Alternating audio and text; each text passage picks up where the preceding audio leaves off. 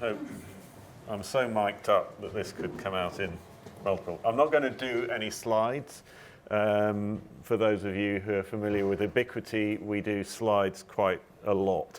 And it was good to have Lauren's passionate session in between one Ubiquity session and another one, because otherwise double Ubiquity on a Wednesday morning is probably like double Latin on a Friday afternoon.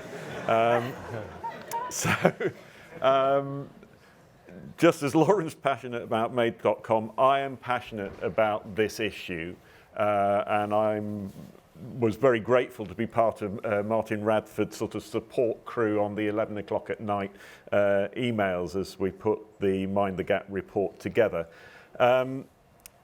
This is something that's been going on for a long time, and I joked to a chap, Jed Meyer, who runs our US office, and I said, do you know, I think we've found something that's taken longer to resolve, or is taking longer to resolve than Brexit.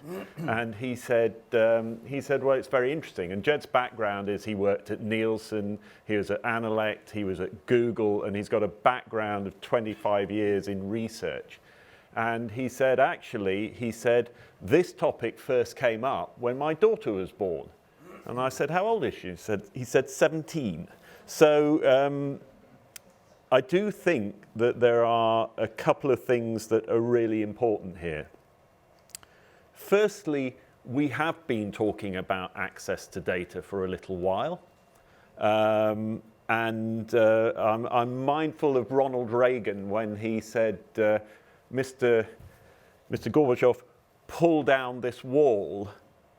I think we've got to ask that all the people whom we would like to be more open with their data, maybe Mr. Facebook, Mr. Google, Mr. BVOD, Mr. whatever, tear down your walls. The walled gardens need to come to an end. The other thing is that the stakeholders, the various stakeholders in this debate, are kind of represented in this room, whether they are agencies, media owners, advertisers, owners of data. We have to stop thinking that this is someone else's problem. This is our problem as an industry to sort out, and it's gone on too long. And so I am actually passionate about it, but I'm equally delighted to be able to introduce two speakers on this subject who are very, very close to the sort of cutting edge of this. In a little while, we'll hear from Phil, who is going to talk and give an ISBA sort of generic advertiser view and an advertiser association view on the topic, and then he and I are going to have a little fireside chat. But before that, Katharine is going to speak from the direct advertiser view, and it's brilliant to have, and I have to say, first of all, I did say to Katharine, I said, how do you want to be introduced? Because I don't know how many of you have got the app open and seen that actually Katharine is Katharine Joy Newby Grant, Marketing Director, Northern Europe, Commercial Director, Beauty, Northern. It's the longest introduction I'll ever give, but so please put your hands together, as they say, for Katharine from P&G.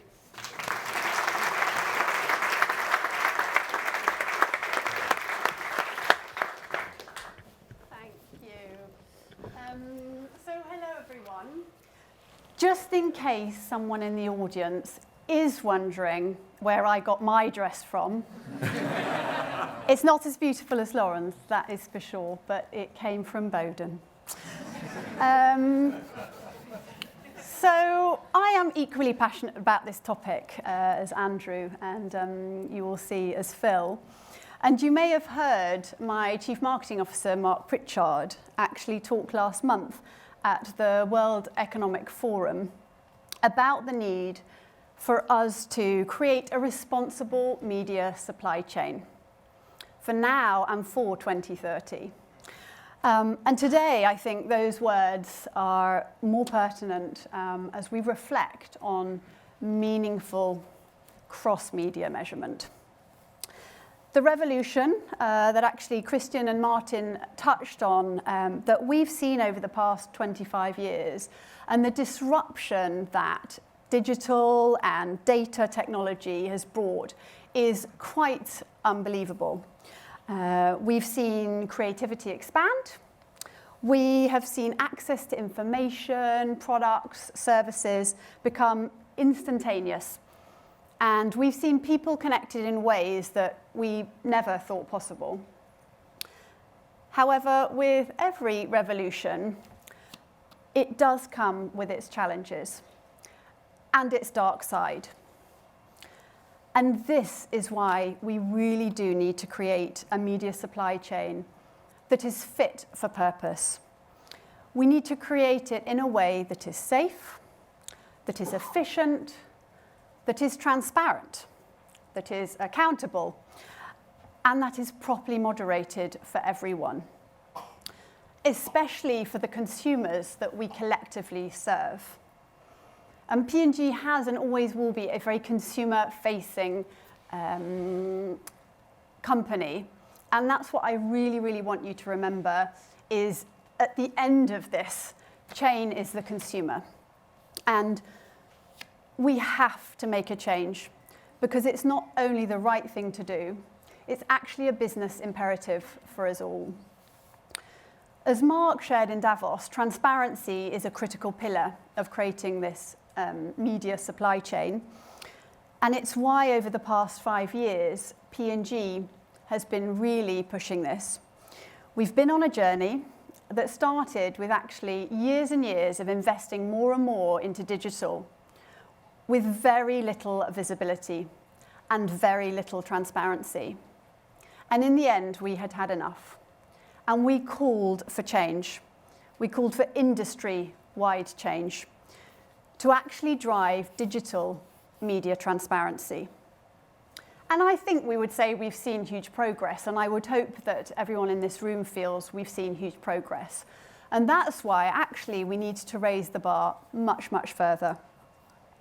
And we need to raise the bar on data transparency across media platforms. We really do need to stop the excess ad frequency that is happening time and time again, and it's annoying consumers. I hear all the time about consumers being annoyed of the bombardment of advertising, the same ad over and over again. And actually, as an industry, we can't afford this. Consumers are losing trust in advertising. You see it in the data, we see it in the surveys. If we don't wake up and face reality, I actually am worried that we will risk chipping away at the confidence to a point where it simply cannot be rebuilt. So it's why we believe in and are championing an industry where media providers enable full measurement on ad viewability and audience reach, both within the platform, but importantly across all the platforms. If we achieve that, I strongly believe we will create a better experience for consumers and who will not be forced to see the same ad over and over and over again. Now, with new dawns always bring speculation and skepticism. Andrew alluded that the fact we've been on this journey for 17 years, and I've certainly read a lot about the skepticism, and I'm pretty sure there'll be some skeptics in this room. So I am here to say that we hear you. I think we all understand the potential issues and roadblocks, but we will not make progress if we don't act, and act now together. At P&G, we have been on a journey of challenging and championing this need. Globally, we're working with the WFA. Here in the UK, we're working with ISBA and others across the industry to ensure that we move from talking a lot about the topic to acting. If we actually manage to crack this together, it will bring huge opportunity for all. And I really do mean all of us. It will raise the bar and it will create a more sustainable media and advertising industry.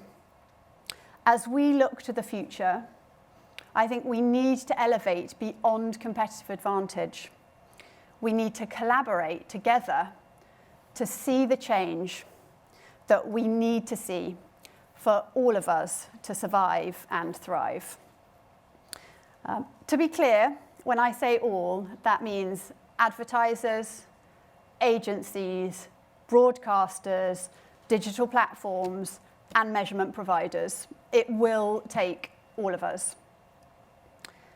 And carving a new future actually does require creating a new path to get there. And I think our traditional views of the funding model will need to be re-examined.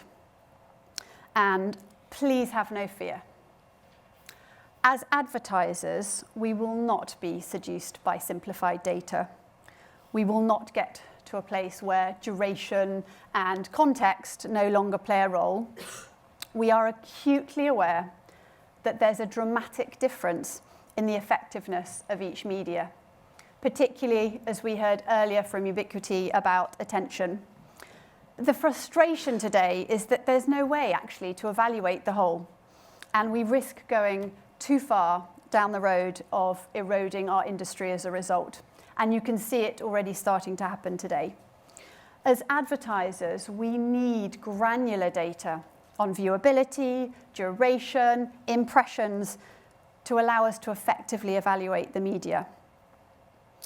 And importantly, the business impact for that to be sustainable. We will, and we do, reward quality of impressions. But we simply can't make the right choices if we don't have a comparable standard of effectiveness.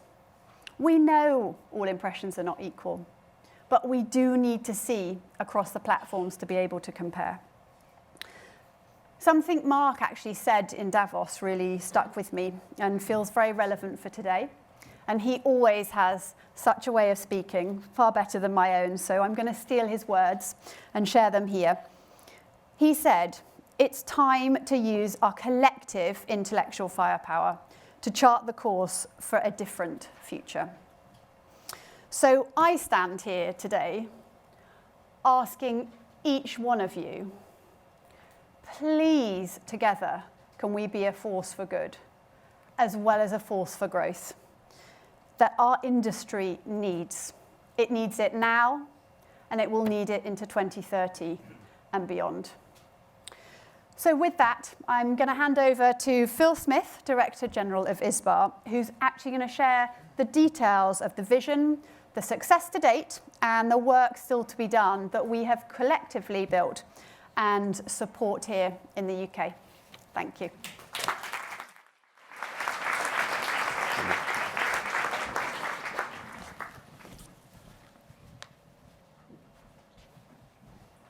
Thank you, Kath. I am going to skip the running gags. I'm certainly not going to go there on the dress. And we missed the earlier session, so the other one I'm definitely not touching. Becoming more serious, we've titled this the advertiser imperative. Perhaps we should call it the consumer imperative. I genuinely believe that this is something that we have to address if we are going to make our industry sustainable for the next 10 years. And what I intend to talk about is what we've been shooting for, how far we've got, and I'll be wearing two hats, both wearing my ISBA hat, but also as an executive committee member of the World Federation of Advertisers. And what's important here is that the WFA and ISBA and other big member associations are working lockstep. So for me, this has been a 3-year journey. I joined ISBA in January of 2017. It was the same month that Mark Pritchard made his landmark speech calling for change, and one of the key things that he asked for then was objective measurement and verification. And at the same time, senior members of ISBA were marking my card and putting this firmly on my agenda. In May of that year, we launched with the IPA Richard Marx's excellent paper, A Matter of Fact, which spelled out the need for independent, accountable media audience data. It was somewhat less precise on how we were going to get it. and we used it as a springboard for action.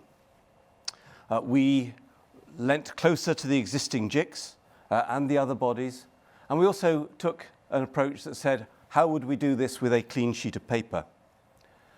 Guided by our members, our initial focus was on video, and we pulled together a core group of ISBA members. And we also pulled together a group of platforms, publishers, agencies, and associations.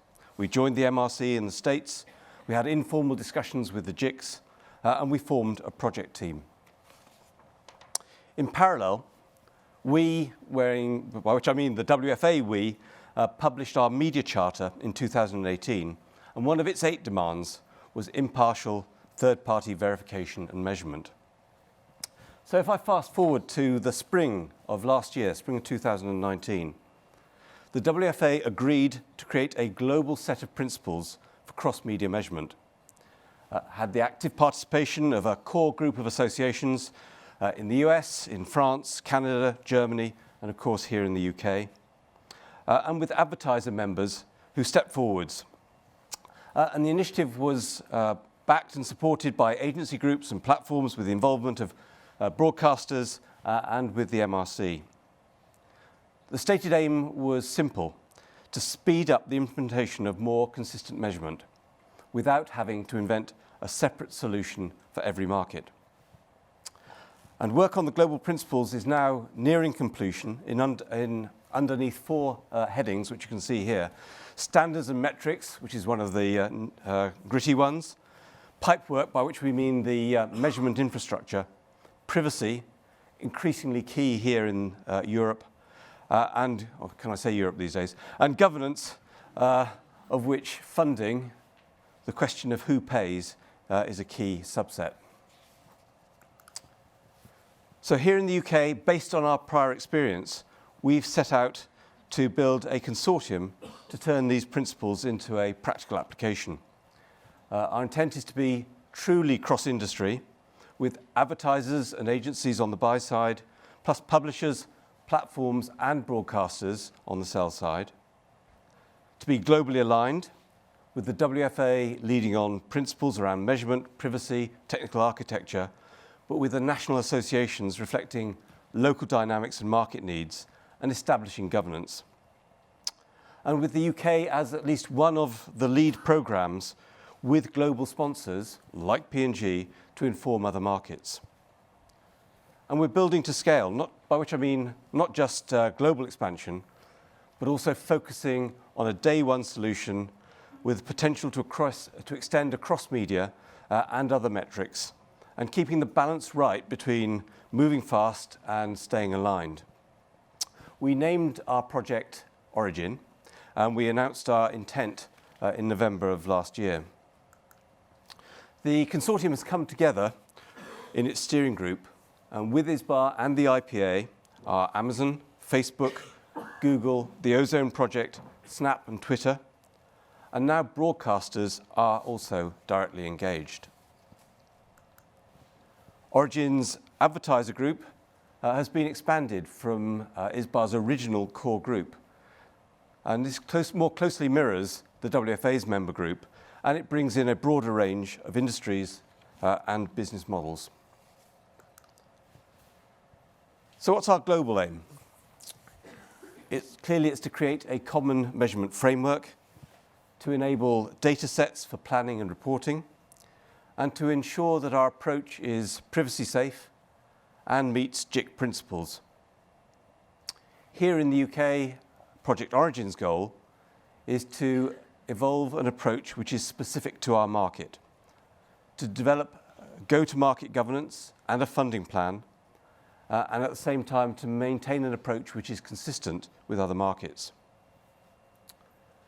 Not in this phase, but in our future scope, we would like to move on to be able to bring in attention metrics, other media like audio, outdoor, local media, and also to think about outcomes measurement for campaign impact. We, the advertisers, have developed what we've termed a North Star to ensure that we remain true to our purpose as we balance speed with perfection, and that we do not lose sight of our long-term goals.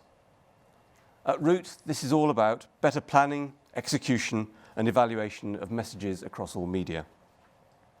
We've split these into use cases and requirements. On the use cases side, it's about trusted and audited measures of exposure across all media via independent third-party measurement services.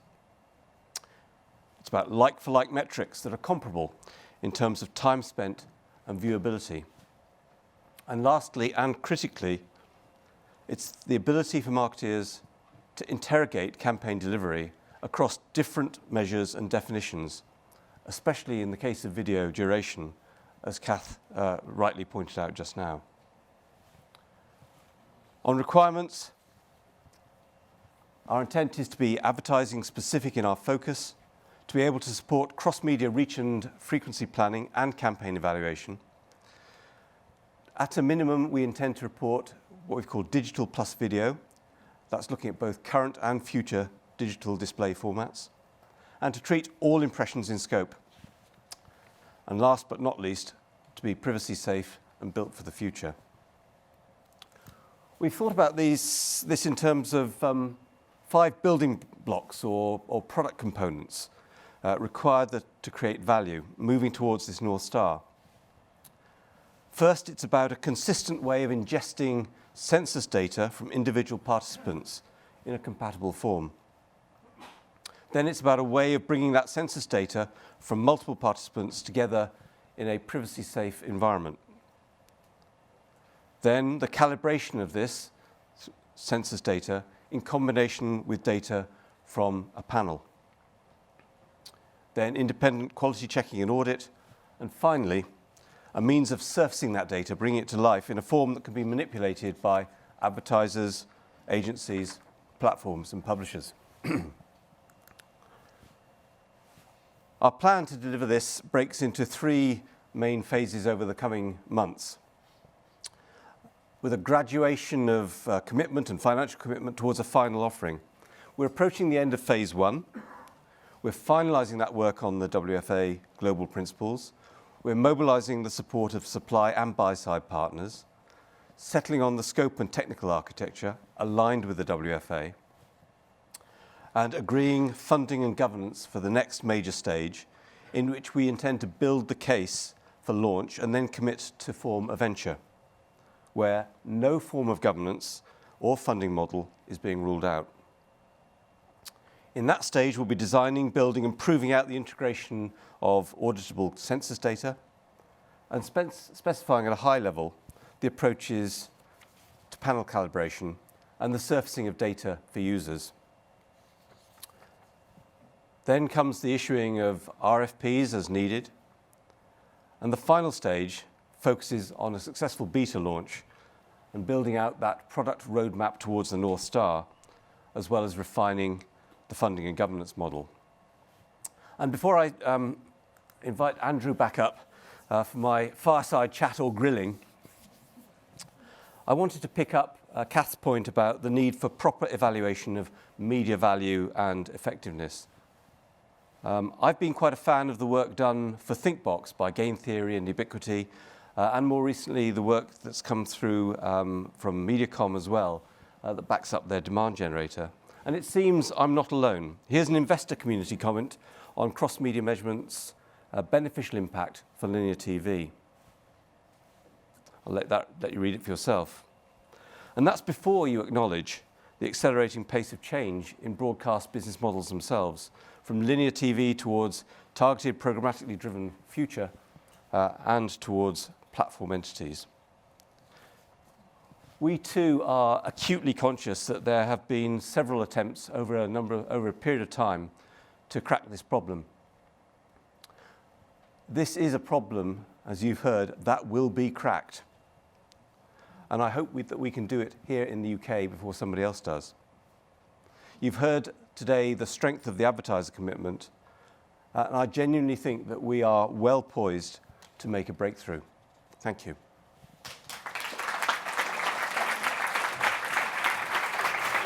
Where do you want me?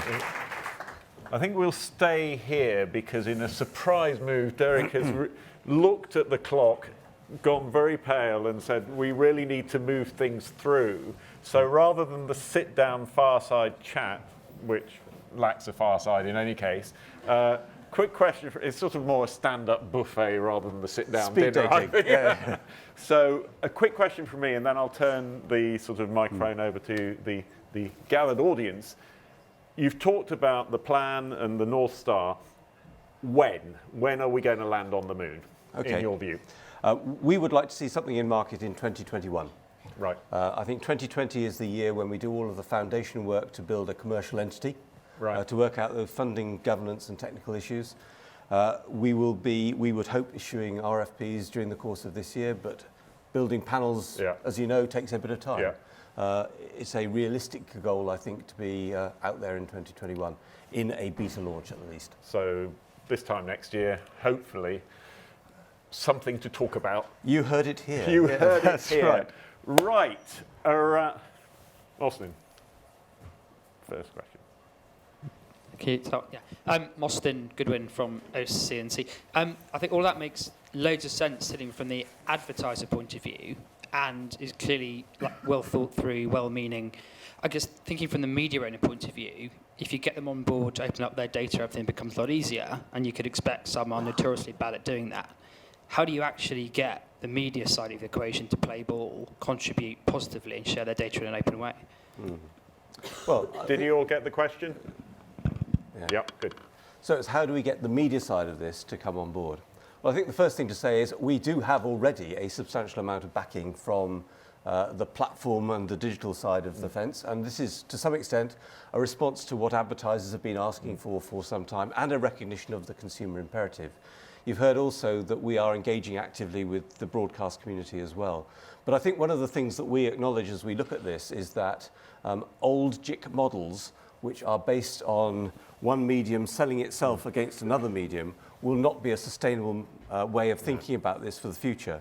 And if advertisers want to be in the driving seat for this and want to be specifying at least a proportion of the use cases, we need to think about different funding models by which different people take out value and pay for it in proportion to that value. So I think we will see different stakeholders in there. I would say particularly for every medium that is planning a digital future in one way or the other, they need to be part of this if they want to be part of that sustainable future, because they need to see themselves in this more joined up world. Otherwise, they'll be losing consumers. So it's skin in the game, not skin in the vested game. interest. Correct, yeah. Any other questions? Lindsay, please.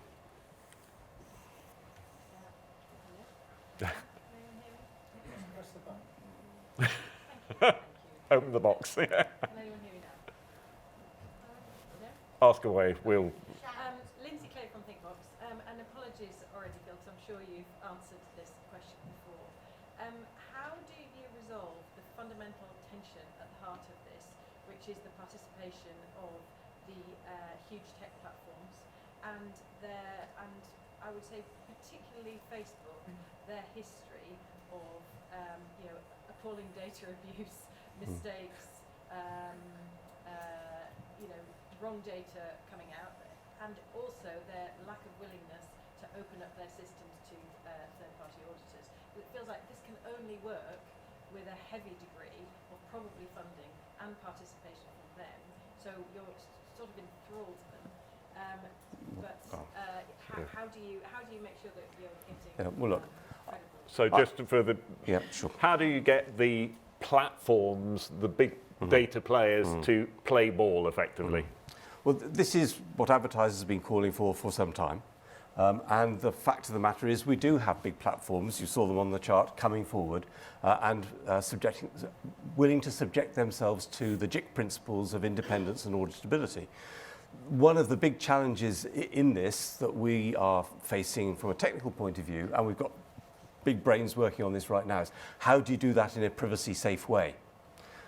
So there is a stated goal and an aim here, which we have big platform subscription to, which is to make themselves auditable and to bring this data into a form in which we are able to put this forward to the industry. I mean, they are responding to what they've heard for a long time now.